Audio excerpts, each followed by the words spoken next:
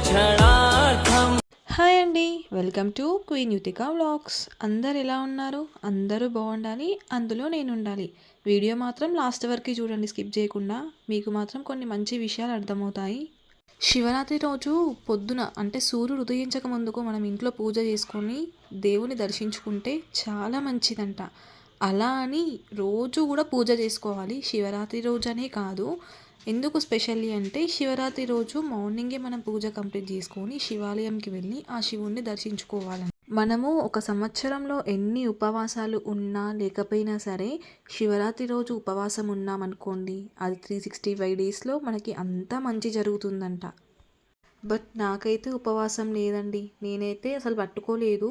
ఇప్పటి వరకు కూడా ఉపవాసం లేను. బట్ నెక్స్ట్ టైం మండే వస్తే మాత్రం పక్కా ఉపవాసం ఉండాలి అని అనుకున్నాను.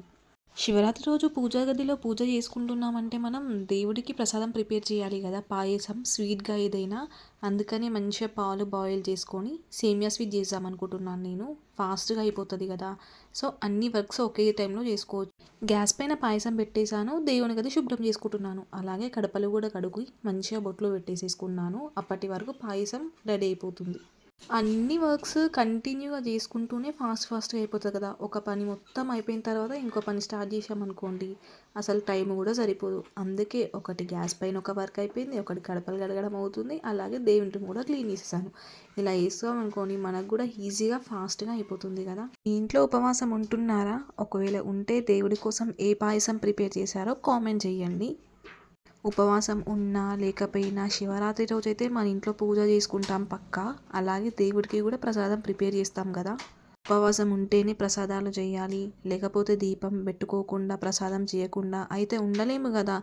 ఫాస్టింగ్ ఎలా ఉంటారో సేమ్ వాళ్ళతో పాటే మనం కూడా అన్నీ చేసుకుంటాం, కానీ ఉపవాసం మాత్రమే ఉండం ఆ దేవునికి. మా ఇంట్లో పూల మొక్కలు ఉన్నాయి కాబట్టి మేమైతే దేవుళ్ళ కోసమైనా మా కోసమైనా పువ్వులు బయట కొనడం అవసరం లేదు. పూజకైనా సరే మా ఇంట్లో పువ్వులే సరిపోతాయి. అలాగే మేము ఎక్కడికైనా వెళ్ళినప్పుడు కూడా ఆ పువ్వులే మేము పెట్టుకుంటాము. పువ్వులు ఎక్కువగా చెప్పాను ఒక వీడియో, ఇంట్లో ఉంటే అస్సలు పెట్టుకోవాలనిపించదు, బయటికి వెళ్ళాల్సినప్పుడు కంపల్సరీ పెట్టుకోవాల్సిందే కదా.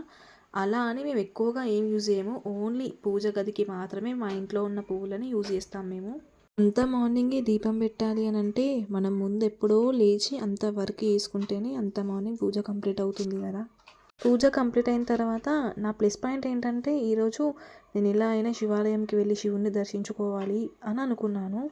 ఇంట్లో దేవుని దగ్గర దీపం పెట్టిన తర్వాత అలాగే బయట ఉన్న తులసి కోట దగ్గర కూడా దీపం పెట్టేసి, మా ఇంట్లో ఉప్పలమ్మ తల్లి ఉంటారు, అక్కడ కూడా దీపం పెట్టేశాను. ఇలా ఇంట్లో మొత్తం పూజ అయిన తర్వాతనే మనం బయటికి వెళ్ళాలి కదా. ఒక సామెత ఉంది కదా, ఇంట్లో దేవతను కొలిచిన తర్వాతనే బయటకు వెళ్ళాలి అని. అలా అని మనం ఇంట్లో పూజ చేయకుండా ఎక్కడికైనా వెళ్తామా? ఏ శుభకార్యం చేసినా, మనం ఏ టెంపుల్కి వెళ్ళినా, ఎక్కడికి వెళ్ళినా సరే ఇంట్లో పూజ చేసుకొని ఆ తర్వాత బయట అడుగు పెడతాం కదా. అదే కదా మన తెలుగు వాళ్ళ సాంప్రదాయం.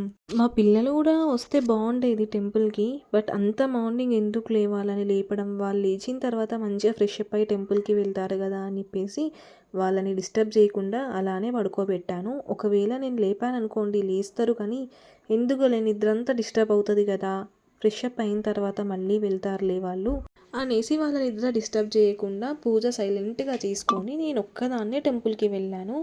టెంపుల్లో మాత్రం మార్నింగ్ టైంలో ఎంత రష్ ఉంటారో ఏమో, టెంపుల్ ఓపెన్ చేస్తారా లేదా, నాకు ఒక్కొక్క క్వశ్చన్ ఇట్లా రేజ్ చేస్తుందనమాట. ఎందుకంటే అంత మార్నింగ్ నేను ఒక్కదాన్ని చేసుకుంటే పూజ అందరు చేసుకోవాలి కదా, అందరి ఇళ్ళలో వర్క్స్ కావాలి కదా. అలా ఆలోచించి నేను అనుకున్నాను, కానీ నేను వెళ్ళేసరికి అయితే శివాలయంలో మంచిగా క్లీన్ చేసేసారు బయట.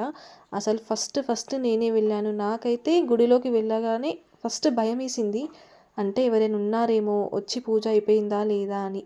ఆ తర్వాత నేను వెళ్ళిన తర్వాత ఒక అతను ఉన్నాడు అక్కడ, తను చెప్పాడనమాట, శివరాత్రి రోజు ఫస్ట్ పూజ నీదే జరిగిందమ్మా ఆ శివుడికి అని. అబ్బా నేనైతే ఎంత హ్యాపీగా ఫీల్ అయినానంటే అసలు నాకు మాటలు కూడా ఎక్స్ప్రెస్ చేయడానికి రాలేదు, అంత హ్యాపీగా ఫీల్ అయినా నేను. ఆ దేవుడికి ఈరోజు మొదటి పూజ నాదే జరిగింది కదా అని చెప్పేసి దేవుడికి అభిషేకం చేసి ఆ తర్వాత మంచిగా మొక్కుకొని నేను బయటికి వచ్చేసాను. మా ఇంట్లో మేము ఈరోజు శివలింగం ప్రిపేర్ చేద్దామని చెప్పాను కదా, మార్నింగే నేను వాటర్ నింపేసి పెట్టిన బౌల్స్లలో ఫ్రిడ్జ్లో. ఈవినింగ్ వరకు అది మంచిగా ఐస్ క్యూబ్స్ అయిపోయాయి. సో మా బాబుకి చెప్తే మా బాబు మమ్మీ నేను రెడీ చేస్తానని చెప్పేసి శివలింగాన్ని రెడీ చేస్తున్నాను.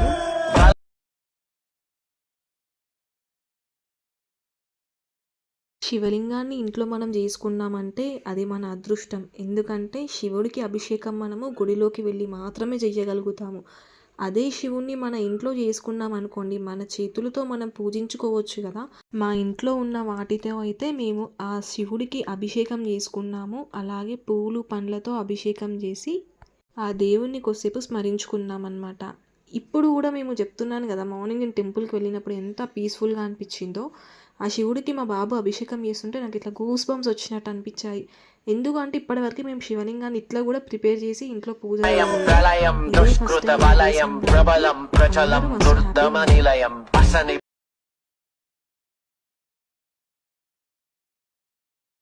పూజ అయితే మా ఇంట్లో కంప్లీట్ చేసుకున్నాం మేము. ఆ తర్వాత ఉపవాసం లేకపోయినా సరే నైట్ మాత్రం జాగారం చెయ్యాలి గదా! అలా అయినా ఆ దేవుడు కరుణిస్తాడేమో అని జెప్పేసి శివుడికి కళ్యాణం జేశారు మా శివాలయం దగ్గర మా విలేజ్‌లో. ఆ శివుడి కళ్యాణం కోసం అనేసి మేము వెళ్ళాము. మా పిల్లలు ఇప్పుడు గూడా పడుకున్నారండి తీసుకెళ్దామంటే. 10:30కి అలా స్టార్ట్ జేశారు. అలా అయితే 12 వరకు జాగారం జెయ్యొచ్చు. అండ్ కళ్యాణం గూడా జూడొచ్చు. పంతులు గారైతే కళ్యాణం అయ్యేటప్పుడు ఒక్కొక్క స్టేజ్ అంటే అమ్మాయిని తీసుకెళ్ళేటప్పుడు, ఎదుర్కొనొచ్చేటప్పుడు, తలంబ్రాలు, కళ్యాణం చేసేటప్పుడు, తాళి కట్టే వేళ ఇలా అన్నీ ఒక్కొక్కటి ఎక్స్‌ప్లెయిన్ చేసుకుంటూ మంచిగా కళ్యాణం చేశారు. చూస్తూ ఉంటే అలానే చూడాలనిపించింది. చాలా బాగా అయింది కళ్యాణం. కళ్యాణం అయిన తర్వాత శివుడికి 12:00 తర్వాత మళ్ళీ అభిషేకాలు చేస్తారంట. అప్పటి వరకు మేమైతే ఉండలేదు. కళ్యాణం అయిపోగానే దేవుడిని ఊరేగించారు. వీడియో నచ్చితే ఒక్క లైక్ ఇవ్వచ్చు కదా! అలాగే సబ్స్క్రైబ్ చేసుకోండి.